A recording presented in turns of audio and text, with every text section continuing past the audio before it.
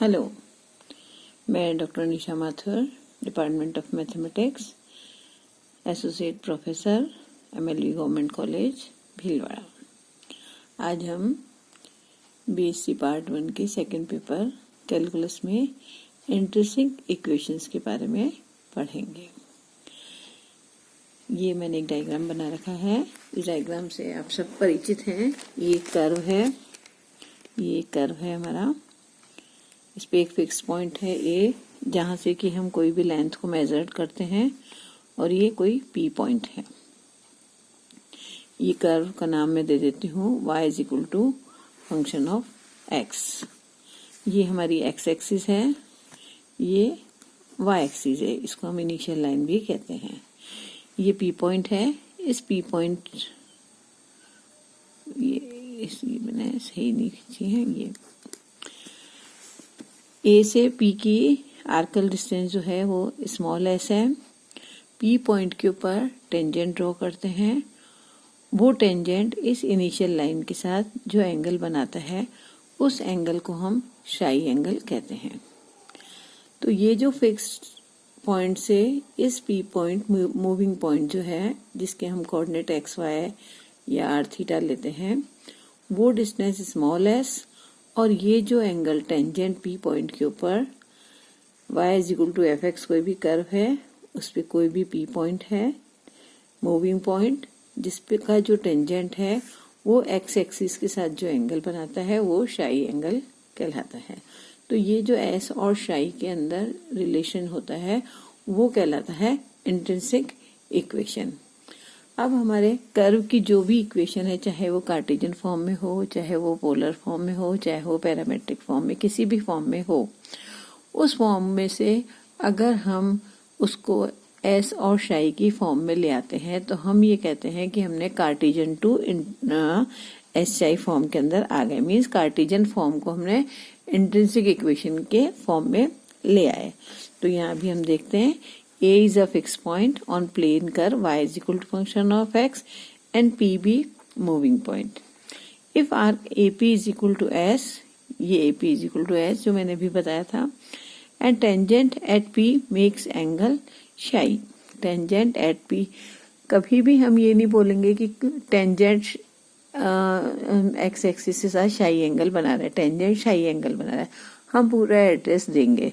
Address क्या हुआ कि tangent एट P कोई भी पॉइंट होगा, तो हम टेंजेंट जो है वो हमेशा किसी भी पॉइंट के ऊपर होता है, कर्व पे नहीं बोलेंगे हम। कर्व का y is equal to function of एक x एक कर्व है, उस कर्व पे एक पॉइंट P है, उस P पॉइंट के ऊपर हमने टेंजेंट ड्रॉ किया। तो यहाँ पर ये AP हमारी आर्कल लेंथ है S, and tangent at P makes angle psi with initial line. Then the relation between S and psi represent intrinsic equation of curve. To obtain intrinsic equation from Cartesian equation, हम क्या करेंगे? S is equal to a2x under root 1 plus dy by dx का whole square और dx। ये हमने जब rectification किया था उसमें देखा था कि S is equal to ये होता है, और dy by dx, क्योंकि टेंजेंट जो है वो शाई एंगल बना रहा है, तो tan psi is equal to dy by dx के होगा।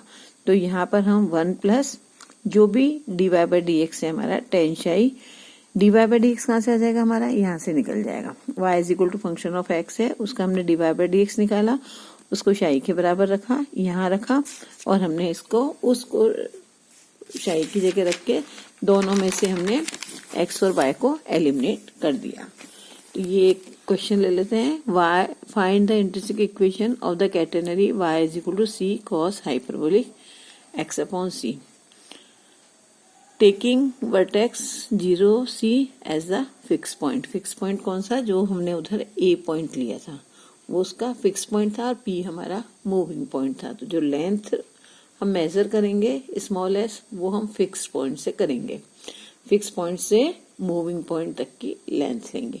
तो यहाँ जो फिक्स पॉइंट है जिससे कि हम लेंथ मेजर कर रहे हैं वो हमारा वर्टेक्स 0c है, और जो कर्व है y is equal to C cos hyperbolic x upon C हमारा कर्व है। इसका हमने dy बाई डी एक्स निकाला, उसको हम tan psi के बराबर रख देंगे। तो y is equal to C cos hyperbolic x upon C, cos hyperbolic का sine hyperbolic x upon C, x upon C का 1 अपॉन सी, तो which is equal to sine hyperbolic x upon C. और dy by D x जो है वो tan psi के बराबर होता है, तो ये tan psi के बराबर हो गया। अब length of the arc between 0c to pxy, ठीक है। अभी मैंने बताया था कि फिक्स पॉइंट से मूविंग पॉइंट तक के बीच की दूरी, तो 0c हमारा वर्टेक्स है और उसकी pxy, तो s is equal to 0 to x, dx है मीन्स x की लिमिट, ये 0 हो गया और ये x हो गया, तो 0 to x 1 plus dy by D X का whole square, dy by D X is sine hyperbolic x upon C, तो यहाँ आ गया cos hyperbolic x upon C, integrate किया, लिमिट्स रखी, तो ये आ गया C sine hyperbolic x upon C, और sine hyperbolic x upon C is equal to tan psi है, तो ये हो गया सी tan psi के, तो ये s is equal to c tan psi। तो ये हमारी रेक्टेंगुलर कोऑर्डिनेट या कार्टेशियन फॉर्म थी, उससे हमने इसको कन्वर्ट कर दिया s और psi में, जो कि हमारी इंट्रिंसिक फॉर्म है। इसी तरह to obtain intrinsic equation from polar equation, जैसे हमने यहाँ पर एक्स वाई से एस आई में कन्वर्ट की, वैसे यहाँ हम आर थीटा से एस आई में कन्वर्ट करेंगे। यहाँ वही सेम कर्व दे रखा है हमें, r is equal to function of theta, OP length हमारी आर है, ये थीटा पी हमारा मूविंग पॉइंट है, ए कोई भी हम फिक्स पॉइंट ले लेते हैं, पी पॉइंट पे टेंजेंट इनिशियल लाइन के साथ हमारा शाई एंगल बना रहा है, ठीक है।